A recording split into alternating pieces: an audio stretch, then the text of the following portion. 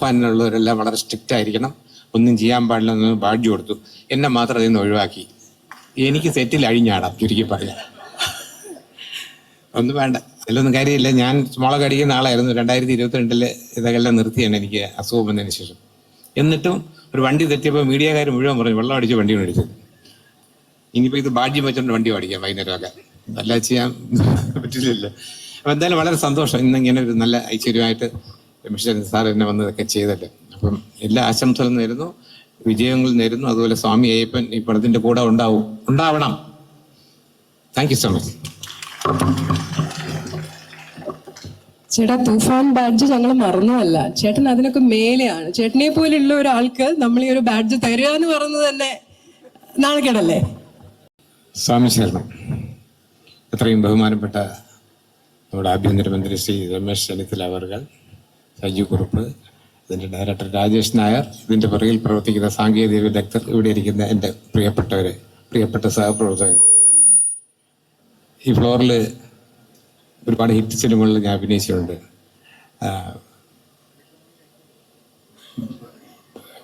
അരംപ്ലസ് കിന്നരമുണ്ട്, ഇത് ഞങ്ങളുടെ കഥ, എന്ന നിരവധി പടമുണ്ട്. അപ്പോൾ ആദ്യമായിട്ട് ഈ ഫ്ലോർ ഇനാഗുറേറ്റ് ചെയ്യുന്ന 42 വർഷങ്ങൾ മുമ്പ് കരുണാകരൻ സാറാണ്. അദ്ദേഹത്തിൻ്റെ ഒരു ബുദ്ധിയാണ് ഇവിടെ ഈ സ്റ്റുഡിയോയും കാര്യങ്ങളെല്ലാം വന്നത്. അപ്പോൾ വൈകുന്നേരം 4 മണിക്കാണ്. അപ്പോൾ മേക്കപ്പ് ഇട്ട് ഞാനും മുകേഷും ജഗതിയും ഈ ഇടയ്ക്ക് മരിച്ചുപോയ സന്തോഷ് കുമാറും ഉണ്ടായിരുന്നു. അപ്പം ഞങ്ങൾ അവിടെ നിൽക്കുമ്പോഴാണ് കരുണാകരൻ സാർ കയറിയത്. ലൈറ്റിൻ്റെ ഈ ഗോഡ ഇപ്പോൾ ഇത്രയും ഹൈറ്റില്ല, അത് കുറച്ച് ഹൈറ്റ് കുറവായിരുന്നു. അപ്പോൾ അതിലൊരിടത്ത് നടന്നു പോയിട്ട് അത് ഒടിഞ്ഞ് താഴെ വീണു.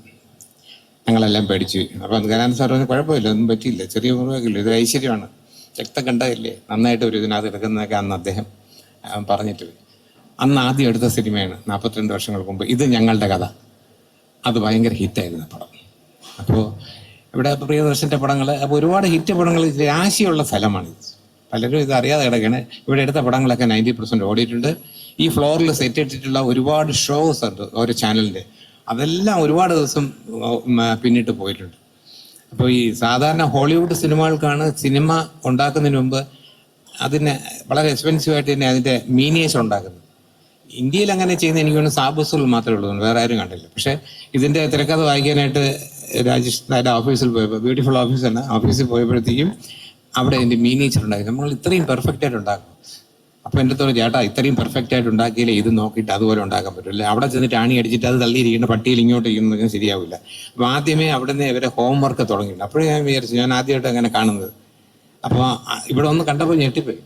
ഇതിങ്ങനെ ആയിരിക്കില്ല, ലൈറ്റപ്പ് ഒക്കെ ചെയ്ത് വന്ന് ഗ്രീൻ മാറ്റൊക്കെ വരുമ്പോഴത്തേക്ക് ഇത് ഒറിജിനൽ ഒരു മനുഷ്യന് കണ്ടുപിടിക്കാൻ പറ്റത്തില്ല. അപ്പോൾ ഈ സിനിമ ഒരു വിജയമായിരിക്കും. കാര്യം ഇതിൻ്റെ ഒരു കഥയിൽ തന്നെ ആൾക്കാരുടെ എന്താ പറയുക, മനസ്സ് പിടിച്ചു പറ്റുന്ന കുറേ ഏരിയകളുണ്ട്. സ്നേഹബന്ധം, ഭക്തി, റിലേഷൻഷിപ്സ് എല്ലാം ഇതിനകത്തുണ്ട്. ഞാൻ ഇതെല്ലാം പറഞ്ഞു കഴിഞ്ഞാൽ കഥ മുഴുവൻ വെളിയിലാവും, അതൊന്നും പറയുന്നില്ല. ബിക്കോസ് ഞങ്ങളെല്ലാം നേർവഴിക്ക് നടത്തുന്നതും ഇതുപോലെയുള്ള നല്ല നല്ല കഥകൾ പറഞ്ഞു തരുന്നതും മലയാള സിനിമയുടെ ചരിത്രം നമുക്ക് പറഞ്ഞു തരുന്നതും നിങ്ങളെ പോലുള്ളവരാണ്. അപ്പൊ നിങ്ങളുടെ നേതൃത്വത്തിൽ നിങ്ങൾ കാണിച്ചെന്ന വഴിയിലൂടെ ഞങ്ങളും വേരിയസ് ആയിട്ട് മുന്നോട്ട് പോയിക്കൊണ്ടിരിക്കുകയാണ്. Thank you very much. അടുത്തതായി ഞങ്ങളുടെ കാസ്റ്റ് ആൻഡ് ക്രൂവിനെ ഇൻട്രൊഡ്യൂസ് ചെയ്യുന്നതായിട്ട് അവർ own director Rajesh Nair. Please welcome sir. നമസ്കാരം. ഒരുപാട് ദീർഘിപ്പിക്കുന്നൊന്നുമില്ല.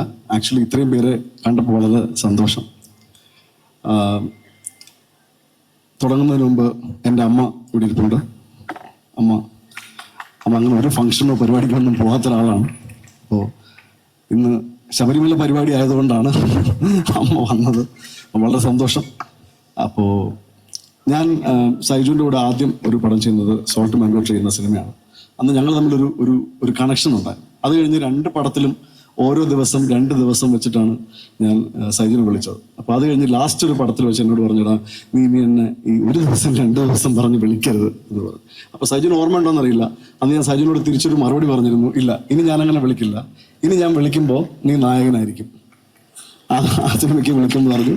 ഇത് ഇപ്പോൾ ഒരു വർഷം മുമ്പ് നമ്മൾ കഥ കേട്ട് ഇത് എഗ്രി ചെയ്ത് സൈജു ആണ് ഇതിൻ്റെ നായകനെന്ന് തീരുമാനിച്ച് ഞങ്ങളോടൊപ്പം ഇതിൻ്റെ സ്ക്രിപ്റ്റിലും എല്ലാം ഒരുപാട് കൂടിയിരുന്ന ഒരാളാണ്. എനിക്ക് മറ്റൊരു കാര്യം എന്ന് വെച്ചാൽ, ഞാൻ പുറത്തുനിന്ന് ഇവിടെ വന്ന് സിനിമ ചെയ്ത ഒരാളാണ്. ഇവിടുത്തെ സിനിമ ഒരുപാട് പരിചയമൊന്നുമില്ല.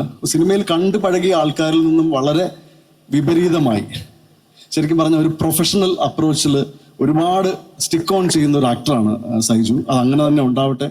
നാളെ നിങ്ങളൊരു മെഗാസ്റ്റാറും ഒക്കെ ആവുമ്പോഴും അത് കീപ്പപ്പ് ചെയ്യട്ടെ എന്ന് ഞാൻ ആഗ്രഹിക്കുന്നു. എനിക്ക് വളരെ ചെറിയ ഇതേ ഉള്ളൂ. എനിക്ക് എൻ്റെ ക്രൂവിനെ ഒന്ന് ഇൻട്രൊഡ്യൂസ് ചെയ്യാനായിട്ട്. ആദ്യമായിട്ട് ഇതിൻ്റെ റൈറ്റർ ഡോക്ടർ അമ്പാടി.